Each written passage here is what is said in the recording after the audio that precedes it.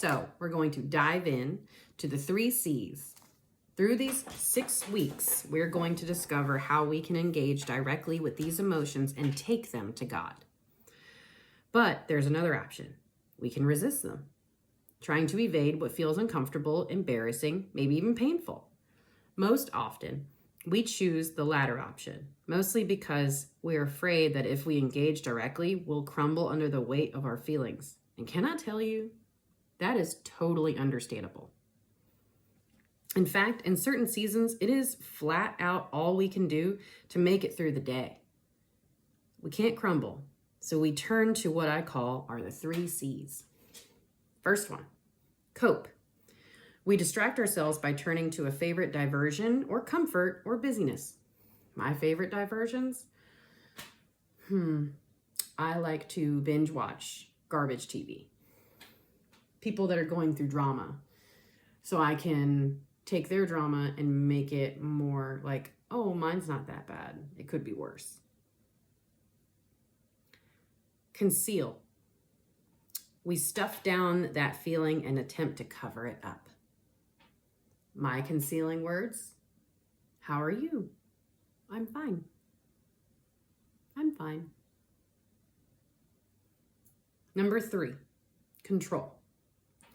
We try our hardest to take charge of our situation or over others in the hopes of making everything a little more desirable and a little more manageable. I do this a lot. If something is spiraling or I'm about to spiral, depending on the situation, nope. You know what we're going to do? We're going to get up, and then we're going to take a walk. And then after we take a walk, we're going to read the Bible. And then after we read the Bible, we're going to spend time together as a family. And then after we spend time together as a family, we're going to have a little snack. And then after we have a little snack, and then I'm just going to find a next distraction. That's what I do to control. So when we cope, we cannot deal with how we feel. So we go searching for an escape hatch instead. The list of coping mechanisms is nearly endless. Procrastination, lethargy, drug use, indulging in unhealthy amounts of food or alcohol, oversleeping, self-harm, social isolation, workaholism, online shopping, obsessive-compulsive behaviors, and more. Of course, some of our coping mechanisms are, on the surface, innocuous. My 2 personal favorites are binging shows on Netflix and eating vast quantities of queso with my best friends. As enjoyable as those things are, the relief they bring is momentary. The distraction and satisfaction is always short-lived, especially if you never deal with the thing beneath the thing.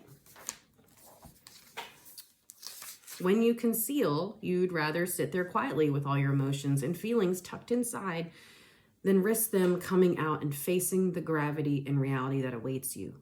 So you stay hidden. You say you're fine.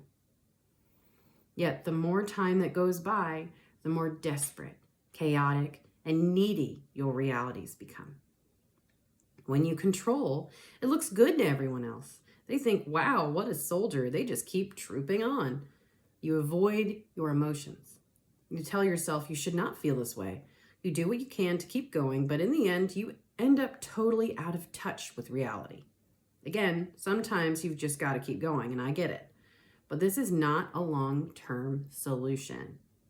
It's hard to unlearn the patterns that have been ingrained in us for all our lives. But if we choose the easiest paths every time, if we check out through controlling and coping and concealing, we miss the best parts of life, the parts we are craving.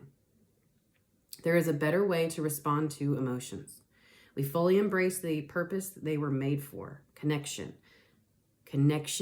to God and to others.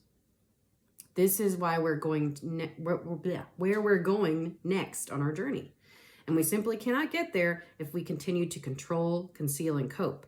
We can opt for the 4th and absolute very best, C, connection.